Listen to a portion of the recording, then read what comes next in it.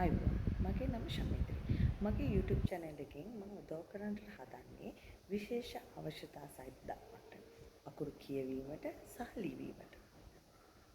පළවෙනියෙන්ම අපි සාකච්ඡා කරමු සමහර ළමයිට පෙන්සිල් ග්‍රිප් එක නැහැ. ඒ කියන්නේ පැන්සලක් අල්ලන විදිය දන්නේ නැහැ. ඒ වගේ වෙලාවට ඔබට පුළුවන් මගේ YouTube channel එකේ තියෙන ක්‍රියාකාරකම් පාවිච්චි කරලා උන්ගේ පෙන්සිල් ග්‍රිප් එක හදාගන්න. ඒ වගේම සමහර ළමයි ලියන්න ඕන අත දන්නේ නැහැ. ඒ කියන්නේ දකුණු අතින්ද මම ලියන්න ඕන වම් අතින්ද ලියන්න ඕන කියලා ඔවුන්ට තේරෙන්නේ නැහැ.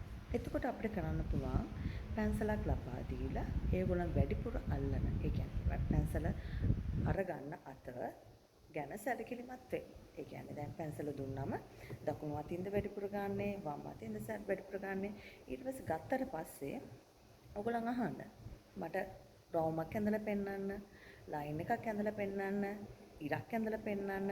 එතකොට ඒ ලියනකොට අපිට තේරෙනවා ඒ ළමයාට ඒ දකුණු අතින්ද පහසු රවුමක් අඳින්න, වම් අතින්ද පහසු රවුමක් අඳින්න කියලා. ඒ අනුව ඌගේ ඩොමිනන්ට් හෑන්ඩ් එක දකුණුද වමද කියලා තේරුම් අරගෙන ඒ දකුණු අත නම් ඒ දකුණු අතෙන්ම වචන ලියන්නට ලබා දෙන්න ඕන. අකුරු ලියන්නට සලස්වන්න ඕන. හදිසි හරි ඔබගේ දරුවා වම් අතත් දකුණු අතත් දෙකම පාවිච්චි කරනවා නම් ඔබ දරුවාට බල කිරීමකින් තොරව හිමින් මේ අත පාවිච්චි කරන්න එපා අපි මේ අතින් ලියමු කියලා දකුණු අතටම ලබා දෙන්න පැන්සල. එයට හේතුව දෙක ලියනකොට මෙහෙම දෙක ලියනවා වම් අතින් ලියනකොට ආයෙත් ඒගොල්ලන් අනිත් පැත්තට ලියනවා. ගොඩක් ළමයිට තේරෙන්නේ ඒ දකුණු වම් අතින් ලියනකොට අනිත් හරි පැත්ත මොකක්ද කියන්නේ.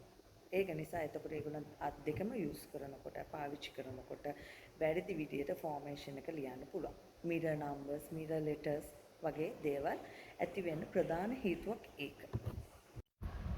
ඔබත් ඔබේ දරුවාගේ ඩොමිනන්ට් හෑන්ඩ් එක, ඒ කියන්නේ හුරු අත හොයාගන්න උත්සාහ කරන්න. ස්තුතියි.